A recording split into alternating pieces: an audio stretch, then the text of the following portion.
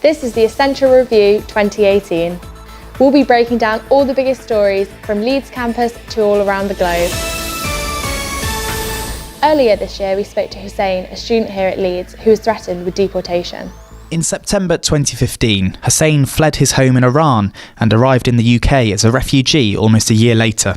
After his asylum claim was rejected, friends and teachers from his college ran a campaign in support of Hussein.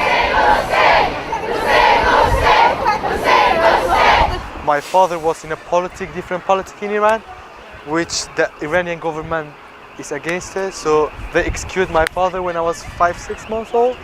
I had an older brother who followed my father's footsteps.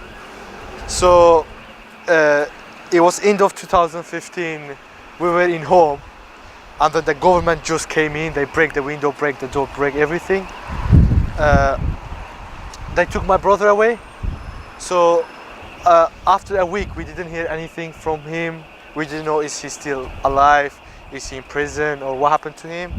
So my mom decided to send me away to somewhere safe because I was the last child. Hussein's uncle transported him to France, where he spent almost a year in refugee camps before making it to the UK. It's unfortunate the government don't recognise the danger of particular countries, particular regimes, and actually for particular types of people. So for instance, if you're gay, for instance, the government are really poor at recognising the dangers. Unfortunately, we have had people who have been returned who were killed.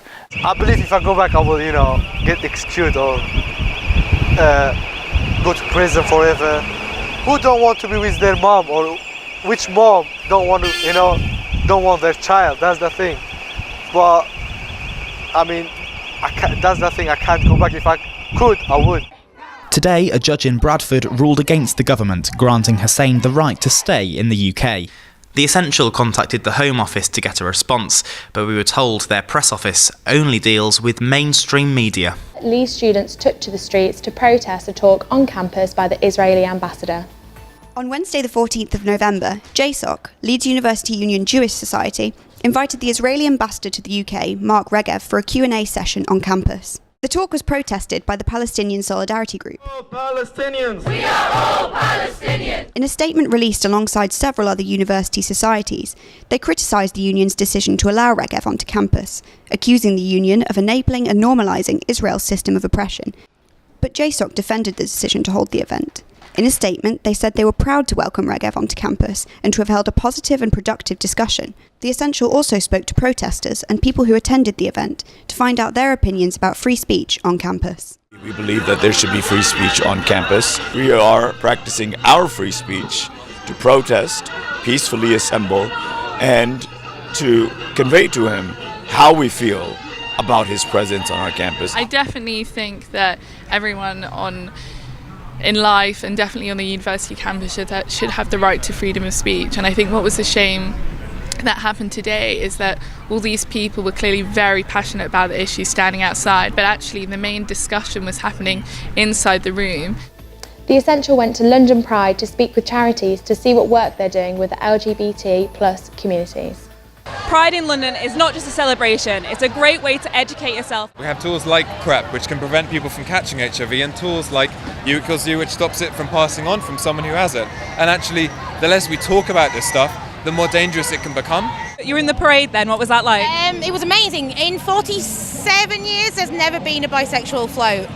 We explored the Free the Nipple movement and the censorship surrounding it. You've recently produced a photography series that is all to do with Free the Nipple. Instagram had been taking down images where my photographs had female nudity from the top upwards exposed, but not of the males that I'd been shooting. I thought, how can I use my photography in a way to say and show that this is happening? If we want to be outside, uncloaked and naked breasted, then we should be allowed to. This wonderful poem was taken off YouTube, and my initial reaction was, why? I researched YouTube's guidelines to find that they do not allow pornographic or sexually explicit content, thus suggesting that this video was pornographic. I managed to get in touch with the creator of the poem to hear her thoughts. What is your sort of take on the Free the Nipple movement, and what does it mean to you? To allow the nipple to be free on a woman as it is on a man. Obviously, when you have performed, you do take your top off. How does that feel? The first time I did it and I asked every man and woman to put their top on the side with me. Yes, love actually, that. 2 women fully and like flung their tops out. It was amazing. It was really, really lovely. It was, very, very touching. It was a massive bonus. Yeah, and a big affirmation that actually this is something that people do want to hear about. We covered the latest of health and environmental news. The union and the university have pledged to go single-use plastic-free by 2023. It certainly helps, of course, to motivate you and your colleagues that you're working for a purpose and that there's eventually going to be a cure for them. What we do is we take excess fruit and veg and other foods and we sell it to students. The Essential reported from the Berlin Wall about the history and politics of its graffiti.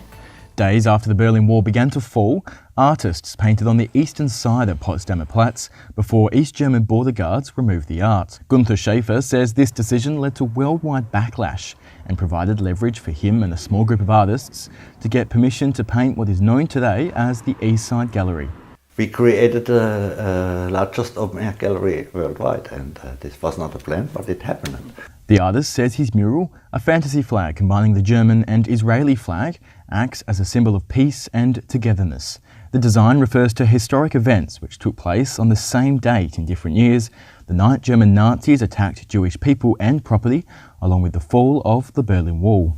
Same date, but the darkest date of German history last century, and a date of joy. The artwork has proved controversial, with graffiti destroying the star 62 times since it was first painted.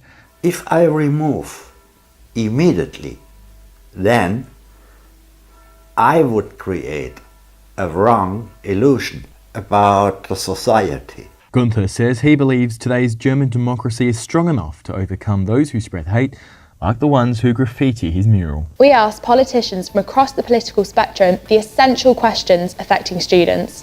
What provisions would you put in place to improve access to mental health care for students? The biggest killer of young men in our society is suicide through mental health stress. So it means 2 things. One is investment in treatment, in support, in counselling, but it also means a different attitude in our society.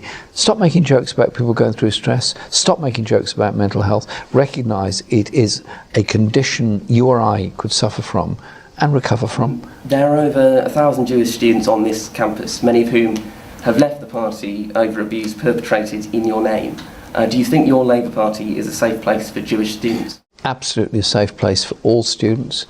Anti-Semitism is a curse in our society, as it has been historically, and is a curse anywhere, as is Islamophobia or any other form of racism, and we do not tolerate it, do not accept it, and do not allow it, and take action against those that perpetrate it. Labour appears to have reached some kind of ground on, correct me if I'm wrong, not ruling out supporting another referendum on the final deal. By people who voted for Brexit because they thought they weren't being listened to, won't they think their vote still doesn't count if there is another referendum? I'm not calling for another referendum. What I'm saying is there has to be effective negotiations, and we have to decide in Parliament how we vote on them. If they don't meet our 6 tests, we will vote against them. What would your ideal Brexit solution be looking like? Well, I think the best way I've heard anyone sum it up was that they said to me, Hillary, our job now is to rescue the valuables from the burning building. And that means we, sadly, will be leaving the European Union, its institutions, in a year's time, because that's what the referendum decided. But the future of our economic relationship, how we trade, remaining in a customs union, close to the single market, all of these areas where it is in our mutual interest to continue to work closely together, even though we will no longer be sitting around the table. My definition of democracy is 52 plays 48 means we won. They lost. We won. Let's get on with it. Don't perspectives change, though? Wouldn't a second referendum be... It would be an outrage. I don't know, 2 no's for a stronger? It would be an outrage. It would be an outrage. To have another referendum before you've even implemented the first would be an outrage. It would lead to huge upset in this country, and I think a big breakdown in our faith and trust in the whole democratic system. And that is your Essential Review of 2018. Remember, if it's happening in or around your union, it's essential.